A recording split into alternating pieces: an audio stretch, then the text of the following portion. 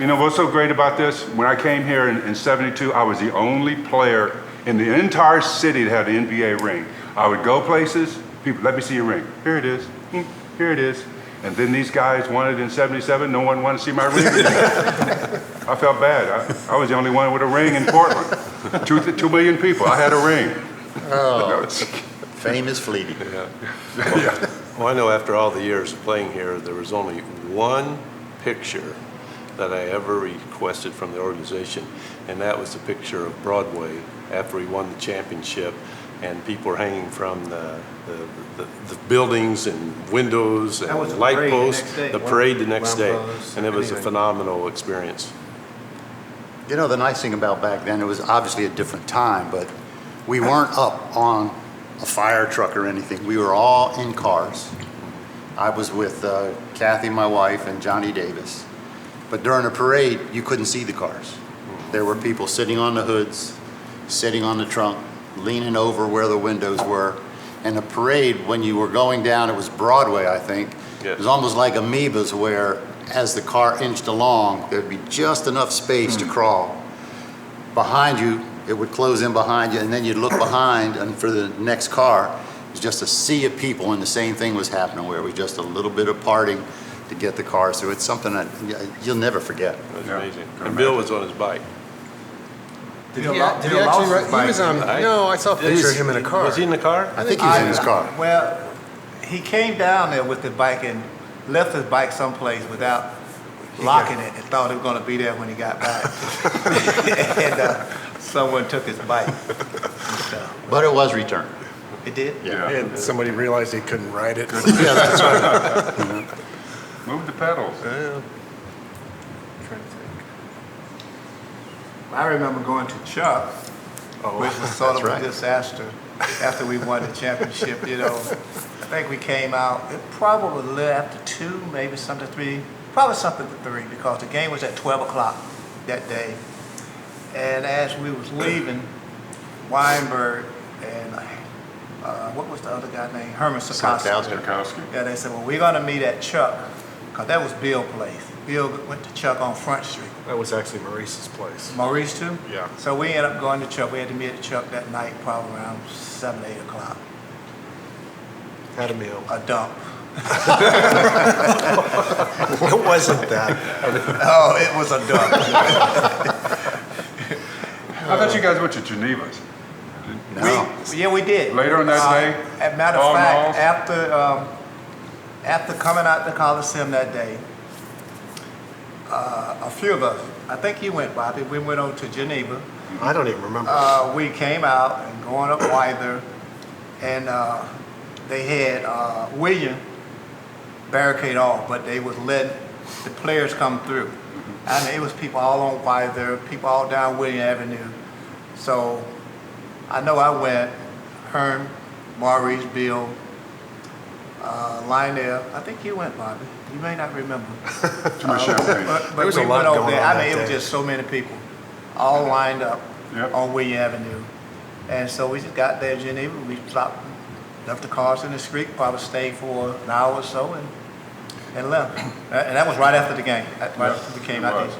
Well, you know, we get when I get asked about the championship year, I always change the conversation almost immediately to the following year on the 77-78 team, because all of my experience, and I'd like you guys to respond to this, but when we were 50-10 out of the first 60 games, that was the greatest basketball team that I had ever played for, and that was a better team, in my opinion, than the championship year.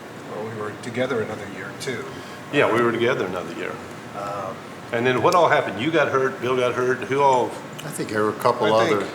I think by the time we You got got to Lloyd? by the time we got to the playoffs, I think Lionel was the only starter still playing. Yeah. You I were got out hurt, too. Yeah. Yeah, we had a bunch of new faces in town that the end of the season. I'm surprised they didn't call you back, Greg.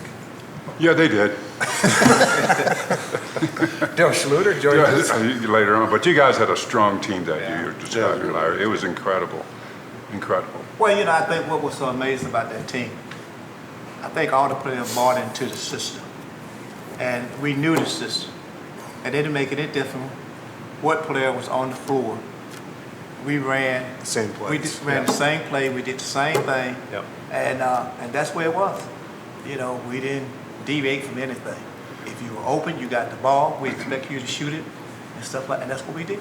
76, 77. Do you remember getting a playbook from Ramsey, that he gave us a playbook? And then calling you in the office and talking to you one-on-one? I think that was unique to you, Lloyd. Identifying what your role was. Well, didn't we have a sports psychologist, Bruce Ogilvy? Bruce Ogilvy? Yeah, we did. Bruce have a Ogilvy, sports- we had yeah. tests, and then he called us in to see if we Okay. were coachable.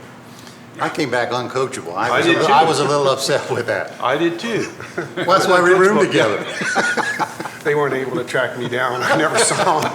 Well, I remember the 6-minute mile. I didn't make my time. No, we remember. We I waited could on it. have made my time. Well, I've been close. I would have been close. And so I'm probably about, maybe 10 feet away. Just come on, bottom. So I just stood there. I said, make sure I got 36 seconds. 36 seconds. That's all I'm gonna pay, $36. So they said, 35. I got crossed at 30. I was Were you- over 6:36. So Were I you got guys wearing $36. your shirts at that time where you're all just straight up, no shirts on, and looking We handsome, weren't real cut big-chested back guys? then, I Greg. think we had on our practice Were you guys gear. nice We were cut? thinner, but we weren't real cut. We had on our practice gear. Did you? Yeah. There's one photo I saw of you guys, you were wearing your no shirts. Some Show of the your big guys were wearing pecs. yeah, you saw where Tom Owens is out in front. I think you were in That the was- back. I you was in the and back. Davey. That was early in the run. Yeah. Was it early in the run? I think Larry was second or third, Yeah, Larry was second. at least. T.O.B. in the front, that was Photoshop. Don't worry. That You weren't last though, were you, Lloyd? I don't know. I didn't care. Ramsey said, well, you can go out there, you have all day ice to run. I said, nope, I'm gonna pay you $36. Didn't he offer you to run again? Oh yeah, he said I could run more than once. I said, no. Well, I remember we had to have a test on jumping rope. Oh, I think that And- was- And I did jump rope and somehow lost count, and Coach Ramsey questioned me on my number, and he said, well, do it again. And so I had to Well, I think I had the highest count in the road jump. you were a good jumper. I thought that was as tough as the minute mile, or the 1 mile run. Yeah. You remember one time we had to run it indoors? And they had altered, I don't remember that. we ran it indoors, and the track, the numbers were so good, it was almost like we were all world-class runners. And then they figured out, well, we're gonna have to add Wasn't quite a some mile. stuff. Yeah, exactly. 2 laps a mile. That's great. Lloyd, do you ever get rid of your mask that you used to wear back in the day? I still have it in my coat closet as I enter my house. Are you the Phantom of the Opera? Did you now? wear it the other night? No, but I generally when my grandkids come over, I pull it out and show it to them and stuff, and I put it on, and they kind of laugh and stuff because they see me putting it on. So Still fit? yeah, still fit. What's the most memorable game you remember? One that sticks out in my mind is, I can't remember the date, but we played in Chicago. It might have been game 2 of the miniseries when we went back there. Yeah. Remember, you had to go downstairs in Chicago Yep, to get dressed. right, So yep. about 45 minutes before the game, the lockers were shaking. The people were going crazy. the pipe organ. They end up beating us and then going downstairs again. The locker room shook for another 45 minutes. That was probably the most memorable game I remember. That was just another night in Cleveland. The old Cleveland. The old Cleveland State, where you went across, You back to played the there. hotel to shower, right? Yeah. That Oh, was I Cleveland. didn't play it in I new. didn't play I it. didn't play it in new already. I played in the old one, and in the old one in Kansas City. Remember the old one in Kansas Yeah. City? Oh, God. Just terrible. What about- I don't think we took a shower there after the game. We just kind of put on our warm-up gear and went back to the hotel and took a shower after the game. We played at Cincinnati Gardens with Oscar Robertson one year. Yep. Yeah, you played there. Yeah, I I played played there. there, yeah. Before us. What, That's before aren't you you guys. older than us? No. No, we didn't play. He's the youngest guy here. Don't I have to call you sir? Don't you remember that? Oh, I You're remember. older than I For am. a couple of years. Cincinnati. All of you guys had the luxury of playing in new buildings. Yeah. Versus the guys who started out in the Not late the 80s and the Garden 70s. in Boston. Oh, no, I that don't was, think I played in a new building. I think the Garden in Boston was a subway station. Yeah, you come in the side of the subway. street, from Yeah. the Had no street. beams From the street, yeah. kind of coming down. You could run into a beam, those big beams. And they had the people walking outside with the windows. Well, I don't want to date you guys, but think about all the dome stadiums that have been torn down. Oh, yeah. Silver Dome, King Dome, is Astros Dome? It's still there. The Superdome still Yeah. there? We played in all those domes. Yeah, we did. Back in Boston, they always had the locker room hot. They had the heat. They said, oh, the heat can't, something wrong with the heat. It was just hot in there. Well, it wasn't as hot as the night that Sydney and Jack McCloskey got. We probably shouldn't talk about those. No, fighting. Yeah. Boston had to be the most disappointing place for me to go play because you see it on TV and the Right. parquet just comes Right. across so It was. nice. Then they show all the banners. You go in there, it really was a dump. There were so many dead spots on the floor, and you didn't want to dive on the floor after a loose ball because the floor was so uneven. It was like a meat slicer that would take your skin off. That's very disappointing. I was we drove up in a bus, and I was wondering why we stopped there. Looked like we were going to get up and go in some kind of a warehouse or something because it did not look like an arena. No, not what you're Not at all, accustomed to not on the seeing, like outside. in Kansas and different places. No, it was different. We played in some gym, and I can't remember the arena. It kind of had a walk floor. You guys remember that? It was sort of near the center, little ridge and everything. But one of the things that I remember when I first got my first technical foul, we were playing back in Phoenix. In that arena back there, sort of like our arena, but the ceiling was not that high and everything. And this guy, I got a rebound, and I think it was Paul Halley, and I can't call the other referee name, but anyway, this guy had my head, and they called it a jump ball. And I had the ball. Well, it looks a little bit like Right. a ball. Well, I had hair on my head then. Yeah. So it's a jump ball. And I was so pissed. I said, does my head look like a ball? And he said, well, I thought he tied up. So I just flipped the ball, and it went up and hit the ceiling. Just flipped it. Yeah, and stuff caught falling down on the floor. And they went up and called a technical foul. Younger players had the luxury of flying, travel, Uh-huh. versus today. I guess you guys would say that you had it made in those days, right? No. Well, what was amazing for a West Coast team, for us, and then going back to East Coast as like New York City, and with the time change, we were only getting a couple, 3 hours sleep a night because we had to get up to catch a Right. commercial flight. It was really difficult. I think I read an article here a few weeks ago about sleep apnea for some of the players. Well, they should have traveled with us. Yeah, the league rule back then was you had to take the first First. available flight out. Yep. So you finish a game at 9:30. By the time you shower, go out and get something to eat Right. and unwind, 11:30, 12 o'clock. Right. Then you'd have a 7 o'clock flight. It's a 5 o'clock wake up, 5:30 bus, and you're back to the Yeah, airport. I remember when the NBA went through a transition where it got really cheap, and only the starters got to fly first class. If you weren't playing like 20 minutes a night, you were back in coach. Yeah. You know, you're like 6'5", 6'8", 7-footers back in coach like that, going, having a good time. Was that back in the 60s, Greg? It was, no, it was, yeah, it was in the 70s. Art 4, that's when it was. I remember having roommates. Oh, yeah. You was my roommate Right here. 1 year. Yeah. Dave and I were Who was your roommates. roommate? I never had one. Oh, you had a big contract. And you're from We California. had 11 guys on the team. I was the odd guy out, so I got a free Larry room. and I, it was, if you wanted a single, you had to pay the difference. Neither one of us. No, I was gonna say he's cheap. We're both so cheap. We didn't want to go for But I that. had Greg, and then I had Charlie Davis. You guys remember Charlie Yeah. Davis? Oh, yeah. Couldn't get any sleep with him. He's up all night. Hey, Doing something. what about some of the guys we played with, though, just without going into a lot of detail? Charlie Elverton's first guy I think of Never played with Before me. before me. Guys, Played against how each long ago? We're a lot He younger. was different. Well, did you guys play here? You don't remember? 75, 76, 73, right? 72. 72. 72. So I'm the oldest here, besides Greg, as far as You the were travel. 71, Oh, yeah. right? What year did you come? I'm getting Social Security. No, what do you say? What year did you come? 72. 72. Yeah. I'm still He working. came here for Stan McKenzie. You came from Houston, Yeah, I right? came from Houston. And Stan went to Houston. Houston. Yeah. Swap. Was that a good A lot of trade? draft choices. Yeah, I cash. thought it was, You can I thought it was a good trade for us because Greg was more agile and could run. And Stan didn't run a whole lot. Stan liked to stand out there and shoot those 25 feet jumpers and stuff like that. Greg ran the floor.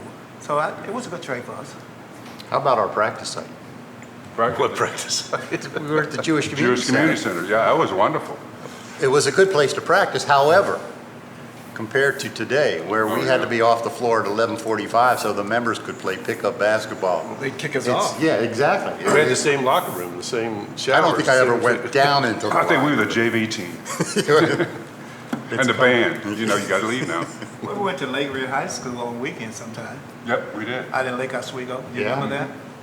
Bobby, remember The that? best part of those things is that the courts weren't as long, so we didn't No. have to run as much. I remember the time at Lake Ridge where Jack McCloskey told LaRue Martin that you don't run on your hands. Oh, so he had, Yeah, swollen hands. He didn't want to practice Yeah. because he had swollen hands. Yeah, he said you don't run on your hands. Poor LaRue. Well, I remember, I'm going back to when I first got drafted. And we came out here and we had our training camp at Lewis and Clark. You know, they had that multiple purpose floor and everything, you know, stuff like that. Tartan. Yeah, so LaRue, you know, got that big contract, got that big afro and white, big chrome Cadillac and everything. So everybody following Lou around. So we was practicing everything, going pretty hard. I'm coming down, I ran over LaRue and knocked it down and everything. He said, "What the hell wrong with you?" I said, "You got a job, I'm trying to get one." I said, "Next time I come down, you better get out the way." They did battle a lot. There was really aggressive period. Well, what about Lloyd and Bill Oh, yeah, they had Oh, yeah. some battles. in practice? I think you were Bill's favorite, weren't you? Oh, he liked to mess with me every day. I just ignored it. I still ignore it. He's getting harder to ignore now, though. He can string some words together. My now. goodness. Oh, my goodness. He can go. I know talking to Terry Stotts about the game played today, he thinks there's a lot of movement and a lot of quickness and speed in the game today. And I told him, go back and look at some of the tape of our games because you're not going to get it on a disc. You're going to get it on tape back then. But that game was much faster back in our era than it is today. The defensive schemes were different too. Oh, How we played defense at that time, you know, Yeah. they lock you up in a minute. Yeah. Walt Frazier and all those guys like a good defensive skills. There's new rules. Yeah, that's just like How in you football how with you can play quarterbacks. defense now. We had a lot of older guys in the league at that point in time that had been in the league for a while. Yeah. And so, you know, those veterans, they basically got away with a lot. Yeah. And I remember when we were playing New York, and I was screening out Willis Reed, Richard Flower, and Minnie Rudolph was the referee. And I'm screening out Willis, and Willis came across, hammerhawked me on my collarbone. I had tears in my eyes. I'm biting my lip, so I won't cry. I can't raise my arm and everything. So I don't know, maybe a minute or two later, he's screaming out, and I came across and hit him. And he turned around and he said, "You're learning."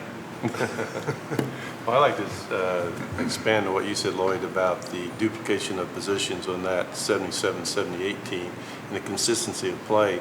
And we're in an era now that there's so many statistics about players and teams. And I would like for someone to do an analysis. Go back and look at the games. Go back and look at our games, that 77, 78, first 60 games, and look at the consistency from quarter to quarter, which I think will indicate how much duplication we had, because we were consistent. It wasn't like we get 41 quarter and 18 the next. We were pretty consistent and consistent enough that at the end of a 60 game season. One of the things that I remember about that team, if we had a 10 or 12 point lead going forward, oh no, we didn't lose those leagues. We built on those leads. And the thing is about playing consistently, if you were able to keep the game close, especially when you was on the road, able to keep the game close, and it could be a matter of a minute, second, and everything, a turnover, rebound, put back, and the game can go from 1 point to sometimes 5 points, and stuff like that. And we did those things. We kind of create our opportunity to help us increase our lead where we were playing consistent and the game was tight.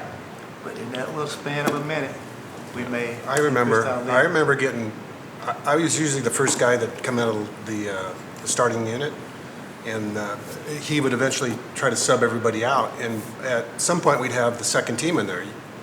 And sometimes it was hard to get back in because you guys played so well that I think the year we won the championships, I started, but I don't know if I averaged 24 minutes a game. Oh, really? If you go back and look at it. Huh.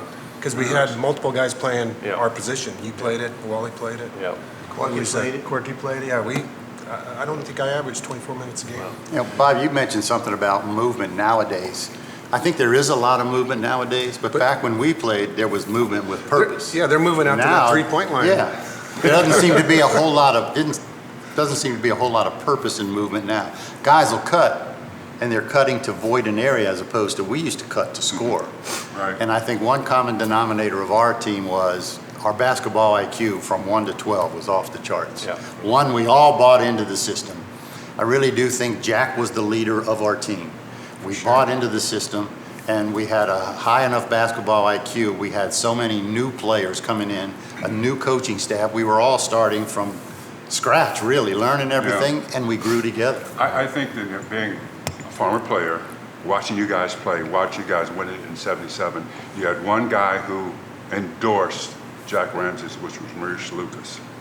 Luke endorsed his program, and he backed up Bill Walton to make Bill a bit more steadier and not getting smacked around as he was when the year that we played with him before you guys, Jack came out here.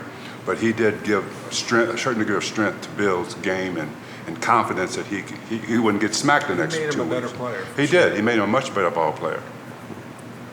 Maurice Well, was really tough that way. I know, Dave, you went on because you had a career in the NBA and different positions on different teams, but the four of us have been so fortunate, and I think I can speak for a lot of other players, so fortunate to either be traded or drafted by the Portland Trailblazers to be in this town, in this state, in Southwest Washington, because the support for this team has been phenomenal. I don't know how many other teams could talk about the fan support, the organization, and the five of us sitting at this table have had a chance to stay here through our adult lives and still here. And so it's like we're part of the community. We are part of the community. And I don't know about you, but we're constantly have people coming up and talking about basketball and that championship year. And it's quite, mostly I old think it's, people, though. well, yeah. Well, Bob, you have to speak for yourself. You know, they got to be able to remember it. Yeah. Well, that's Not there's too some many truth to that. teenagers. Well, they talk to their grandkids. Oh, yeah. They have to be with their grandparents Yeah. to ask those questions. But you're right. Yeah. We never thought we would leave, but we thought we would always come back here to retire. As a matter of fact, we still own a piece of property out in Bend that long range, although there's not much long range at 69. I'm not sure how much more long range there is, but I mean, we'd still like to come back here at one time. But the thing that's keeping us on the East Coast is we have 2 grandchildren in Maryland. So I mean, we loved it. Was the best time career-wise and in our lives was our experience here.